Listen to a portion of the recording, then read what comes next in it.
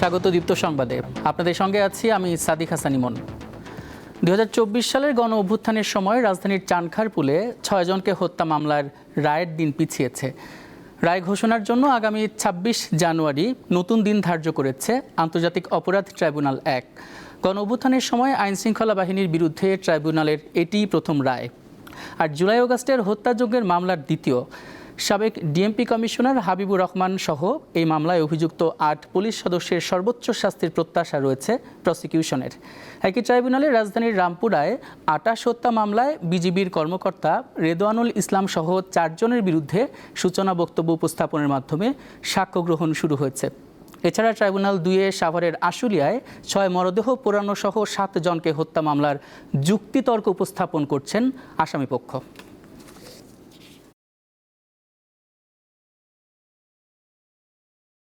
আজকে এই মামলার রায়ের জন্য দিন ধার্য ছিল, কিন্তু মাননীয় বিচারকগণ তাদের প্রস্তুতির অভাবের জন্য রায়টি প্রস্তুত না হওয়ার কারণে আজকে আদালতে উঠে তারা জানিয়েছেন যেহেতু রায়টি সম্পূর্ণভাবে প্রস্তুত হয়নি, সে কারণে আগামী 26শে জানুয়ারি এই মামলার রায় তারা প্রদান করার জন্য পুনরায় তারিখ নির্ধারণ করেছেন। আদালতের পক্ষে রায় প্রস্তুত করার যেই সুযোগ বা সময়, তাদের এই সময় লাগতেই পারে। তাদের পক্ষে এটাকে রেডি করার জন্য যতটুকু সময় প্রয়োজন তারা সেটা নিতে পারেন, সে কারণে তারা সময়টা নিয়েছেন।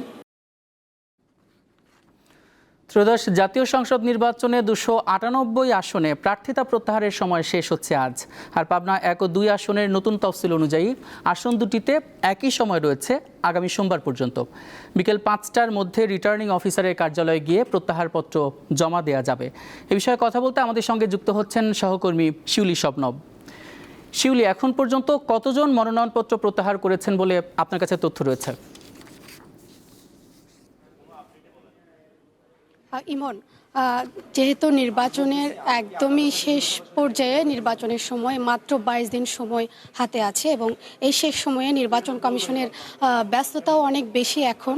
এবং যেহেতু আজকে প্রার্থিতা প্রত্যাহারের শেষ দিন, অর্থাৎ আজকের মধ্যেই জাতীয় সংসদ নির্বাচনে কারা অংশ নিতে যাচ্ছেন সেই প্রতিদ্বন্দ্বী প্রার্থীদের চূড়ান্ত তালিকা করা হবে। এবং এখন এছাড়া আজকের মধ্যে যদি জোটগত কোনো সমস্যা থাকে সে বিষয়ে আসলে আজকেই সুরাহা করতে হবে, অর্থাৎ আজকের পর আর কোনো সময় পাচ্ছেন না প্রার্থী কিংবা জোটগুলো।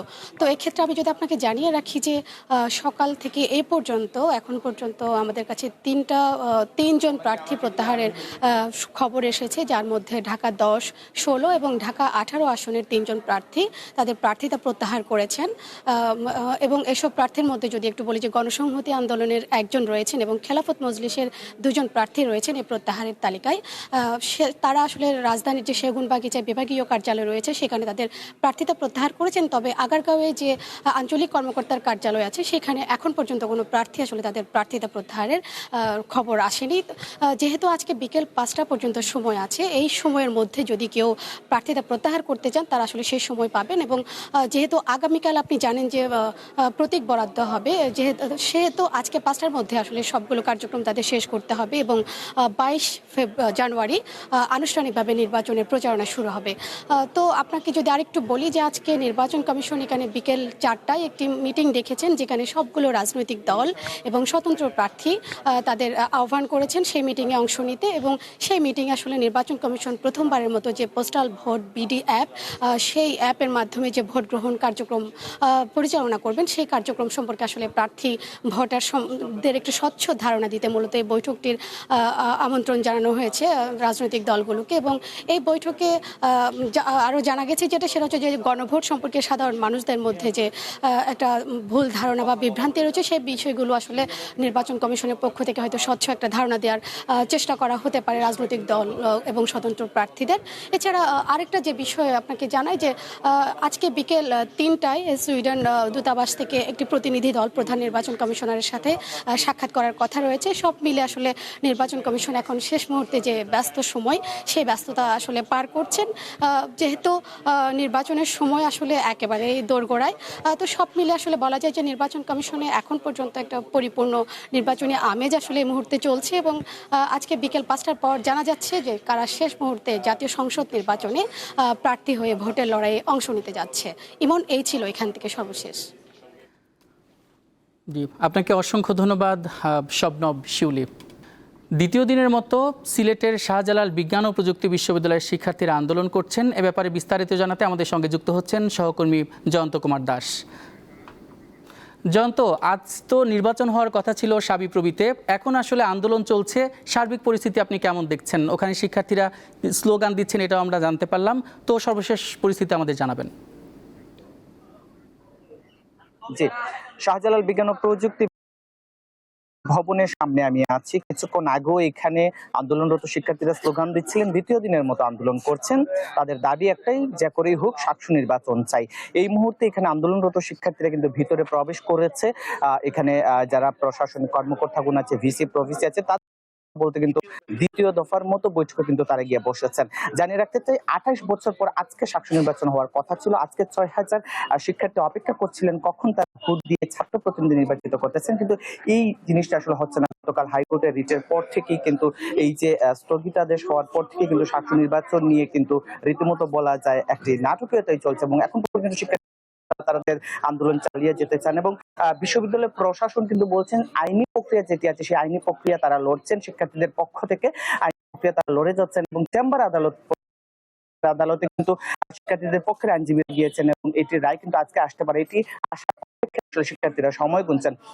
শিক্ষার্থীরা বলছেন একটি নির্দিষ্ট রাজনৈতিক দল কিন্তু এই সাকসু নির্বাচন বানচাল করার চেষ্টা করেছে, এবং এটি একেবারে বলা যায় বাংলাদেশ জাতীয়তাবাদী দল বিএনপির দিকে তারা আসলে আঙ্গুল তুলেছে। এবং রিটকারী যে মমিনুর রশিদ শুভ, তাকে কিন্তু ক্যাম্পাসে অবাঞ্ছিত ঘোষণা করা হয়েছে।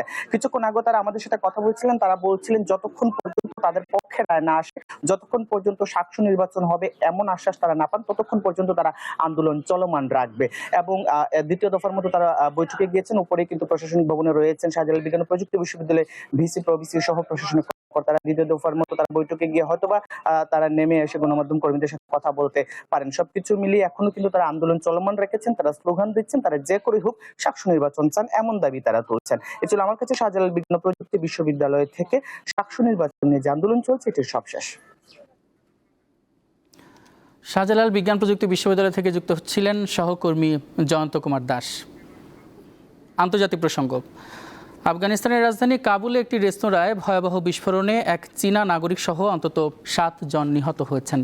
স্থানীয় সময় সোমবার সন্ধ্যায় কাবুলের বাণিজ্যিক এলাকা শাহর-ই-নাওয়ায় অবস্থিত রেস্তোরাঁটি এক চীনা মুসলিম নাগরিক যৌথভাবে পরিচালনা করতেন। বিস্ফোরণে আহত 20 জনের মধ্যে 4 নারী ও 1 শিশু রয়েছে। হামলার দায় স্বীকার করেছে সন্ত্রাসী গোষ্ঠী Islamic state of Iraq and the Levant ISIL। এক বিবৃতিতে হামলাটি আত্মঘাতী বলে জানায় তারা। নিহত চীনা নাগরিকের নাম আইয়ুব। ISIL সংশ্লিষ্ট আমাক নিউজ এজেন্সি জানিয়েছে, উইঘুরদের ওপর চীনা সরকারের নির্যাতন চালানোর প্রতিবাদে গোষ্ঠীটি এই হামলা চালায়।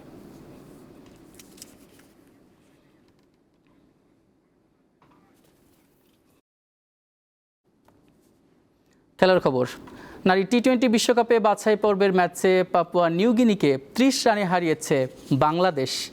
সকালে নেপালের কিরিতপুরে টসে হেরে ব্যাট করতে নেমে 3 ব্যাটারের 30 ছাড়ানো ইনিংসে 5 উইকেটে 168 রান সংগ্রহ করে বাংলাদেশ। ওপেনার দিলারা আক্তার 35, স্বর্ণা আক্তার 37 এবং সোভানা করেন 34 রান। আর 9 উইকেটে পাপুয়া নিউগিনিকে 138 রানে আটকে দেয় বাংলাদেশ।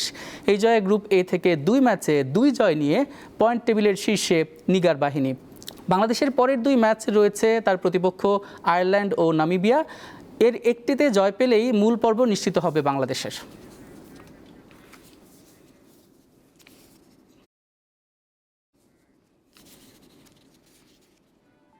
এই ছিল এখনকার মতো। বিকেল 5টার দীপ্ত সংবাদ দেখার আমন্ত্রণ জানিয়ে শেষ করছি। এতক্ষণ সঙ্গে থাকার জন্য ধন্যবাদ।